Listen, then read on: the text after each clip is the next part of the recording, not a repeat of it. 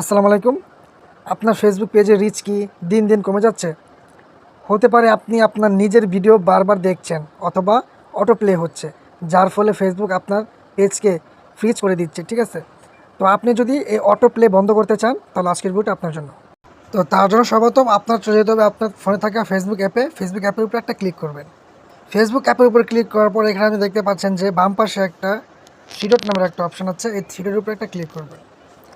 Three ডটের উপরে click করার পর এখান থেকে একটু স্ক্রল ডাউন করে নিচে চলে আসবেন। নিচে আসার পরে এখানে দেখতে পাচ্ছেন যে এই যে সেটিংস অ্যান্ড প্রাইভেসি নামের একটা অপশন আছে, এই সেটিংস অ্যান্ড প্রাইভেসির উপরে একটা ক্লিক করবেন। এই সেটিংস অ্যান্ড প্রাইভেসির উপরে ক্লিক করার পরে এখানে আপনি দেখতে পাচ্ছেন যে সেটিংস নামে একটা অপশন আছে, ঠিক আছে? এই সেটিংসের উপরে একটা ক্লিক করুন। সেটিংসের উপরে ক্লিক করার পরে এখান থেকে স্ক্রল ডাউন করে নিচে চলে আসবেন।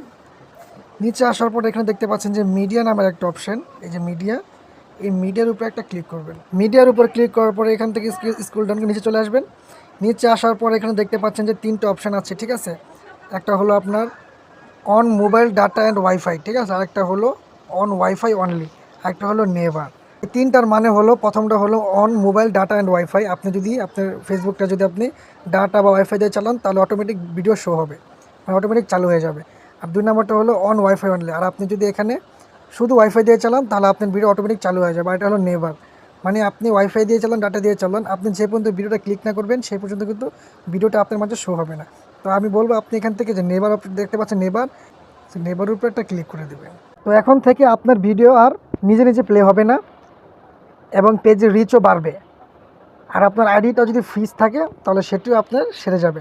তো আশা করব ভিডিওটা আমি শেষ পর্যন্ত আপনাদেরকে বুঝাতে পেরেছি।